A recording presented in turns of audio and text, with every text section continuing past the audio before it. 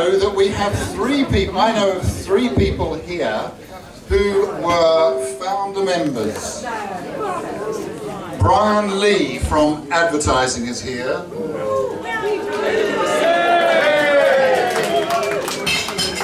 Heather Branwell, who I believe drove the first show on that first morning. And Gavin Kelly, who drove a show later that first day. And we have one person that I know of who's a current member, and that is Clive Ball. Have I missed anybody out? Is anybody else? Sorry, who are you? Peter Allen claims to have been. And Pete Curry, there's loads of them. They go, okay, it's not special anymore. Move on. I've got a little list because I've got lots of things to say on behalf of the committee, and I'll be as quick as I can. First of all, there will later on be our famous take called Dead Air.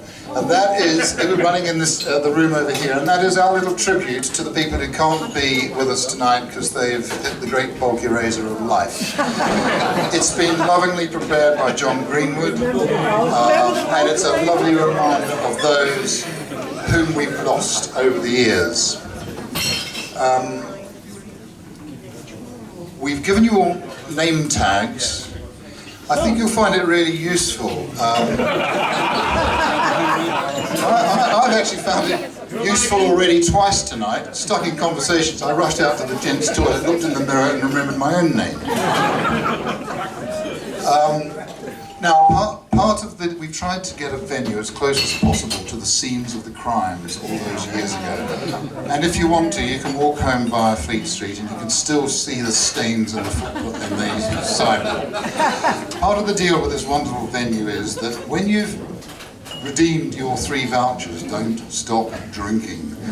We need you to keep drinking because the bar take is part of our commitment to this venue and the hire of it. Now I've worked out that each person here needs to buy an average of 1.7 drinks with cash or card at the bar. Is that all? From what I know of most of you, that's not much of a challenge. But that will go towards the cost of this night. And anything over goes into the pockets of the... No, sorry, it goes towards the organisation of the 50. For those of us who have not hit the eraser by then, we will be here or somewhere in 5 years' time to celebrate the 50th anniversary of the Great Radio Station. Now, my job really here is to shut up and introduce somebody to you. This is somebody who's known to me as... Mr. Unflappable. He was my hero when I worked on the IRN desk. I took him many bulletins that were half written in hieroglyphics that had been subbed by Bob Frankham, God rest his soul, who had a strange view of how to sub a radio script. It looked worse than a flat pack instructions on an IKEA wardrobe. This man made sense of it all. There was once a bulletin editor who ran into the studio late, tripped over, spread the bulletin all over the floor and the cards, just as it came up to the hour. Douglas picked up one piece of paper, looked at it and started reading. He made sense of it. He made sense of the whole bulletin. We managed to get through it, and he hit the out at 3 minutes past the hour, hit the opt-out just like that. He was once reading the weather forecast. And suddenly water burst through the ceiling of the studio, as if on call. He kept on, he read the weather, he was perfect. There was another day he was reading the news, the IRN news. Speak up! This is LBC. I can't shout at this microphone, just a story. 2 more stories. I've forgotten this one. He was reading the news and the cleaner came in with a vacuum, with his vacuum cleaner, plugged in, turned on right in the middle of the bulletin. Your man didn't bat an eyelid. And the last story, it's a great one. I don't know if it's true, but in the old IRN phrase, it's too good to check. Oliver Reed came in for an interview. Now, drink had been taken, which won't surprise you with that man, and Oliver came in. I won't say he was naked because he had a pair of Wellington boots on. And he was interviewed by Mr. Unflappable without turning a hair and without missing a cue. Ladies and gentlemen, please welcome our elder statesman, Mr. Douglas.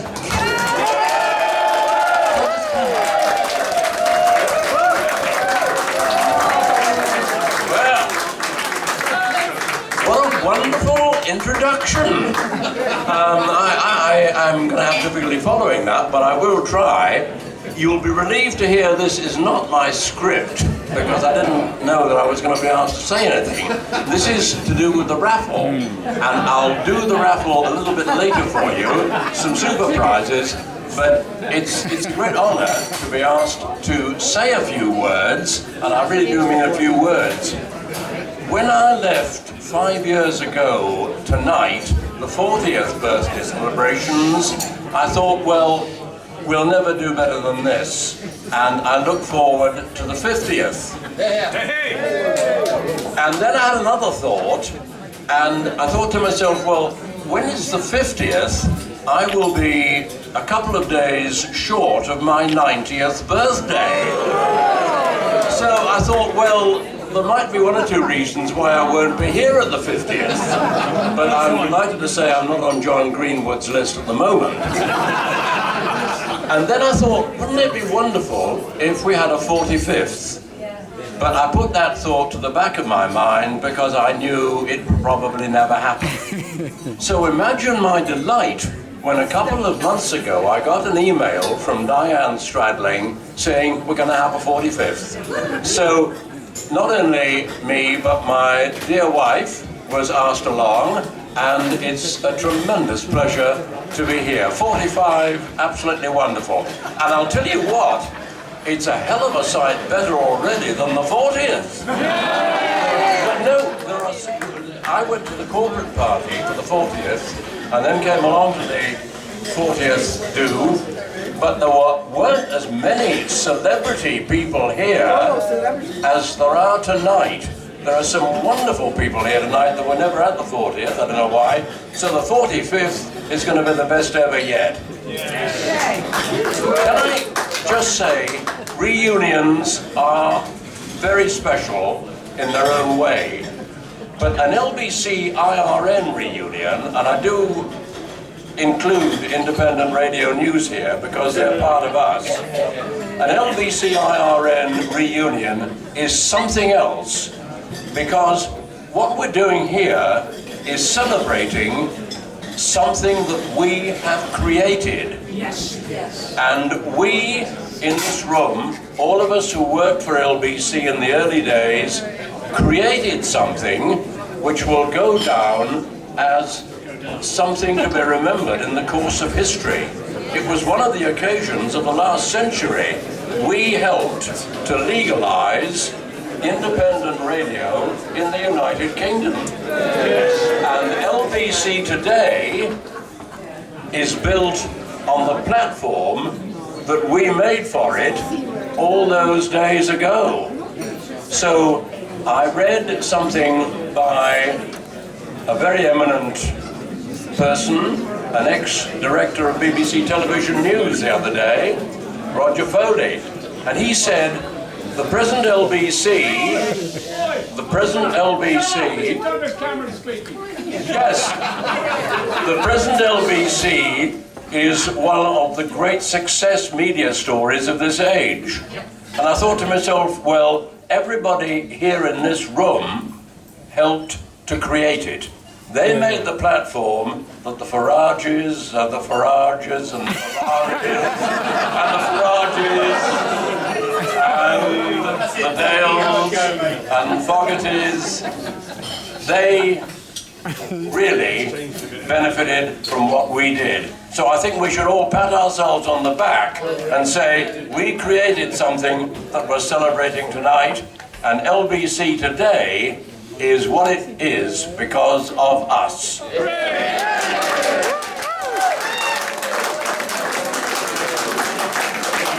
couple of things, I'd just like to say that these events are not thrown together. There's a tremendous organization attached to hosting an event like this, and I think we should really raise our glasses to the committee. Wonderful, wonderful. And I'm going to cut you down. Diane, Vivian, Martha, John, Jonathan, Paul and Paul, and McGarry. I'll tell you one thing about, they were very kind to send a car for us. They said, well, we can't have you driving in central London, you and the wife at your age. And Diane said, we'll waive the fee. You don't need to pay. I said, no, we're not having that. Everybody else is paying, so we'll pay. So she said, I'll make a deal with you. She said, either you pay us the £60 admission fee, or you settle Vince McGarry's bar bill for the evening. So I handed over 60 quid without any dispute at all. Right, the raffle. This is going to happen later on. The prize is a pair of tickets to the most exclusive garden party in London. That'll be in our back garden in Amersham. A stylish DAB radio for listening to LBC, other radio stations not advisable, and a bottle of premium English sparkling wine. Tickets, 2 for a £5, 5 foot a tenner, and the proceeds go to pay for tonight's party, excluding McGarry's drinks bill, and any money left over will go to the 50th anniversary party. And after this and the reception I've had tonight, I'm determined to be there.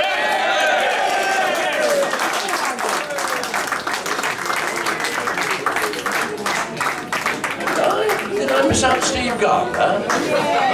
The big fella? Oh, I'm so sorry. I'm sorry, Steve. Steve Gardner. I'll say it twice. Steve Gardner! And talking to Martha Carney, Martha's birthday today. Happy birthday to you. Happy birthday to you. Happy birthday, dear Martha. Happy birthday to you. Many congratulations for the Today program as well, from us all, from Martha. Okay, there we are. Let drinking recommence.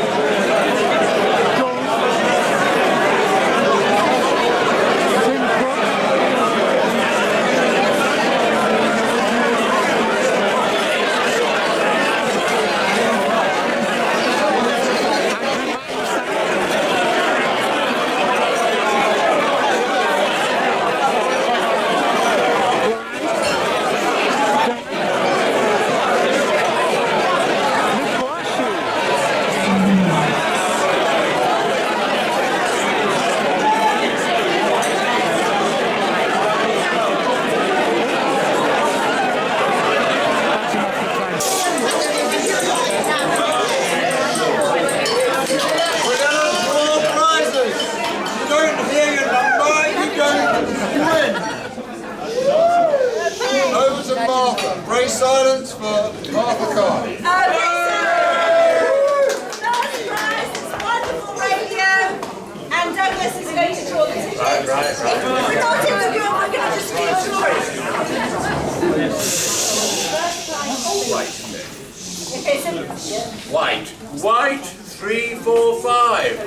White 345. or alternatively green 345. I don't think we've got white.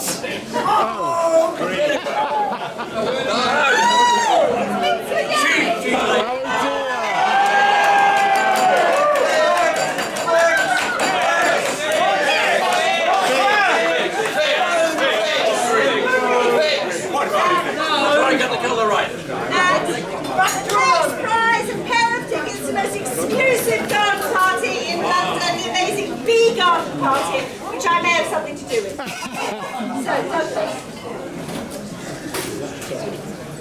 I think it's another green one.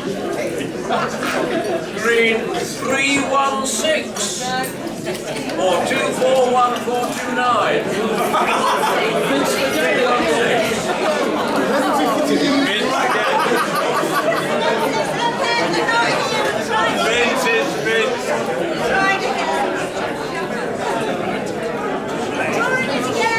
Another one. Next one. 3 orange or pink. Green.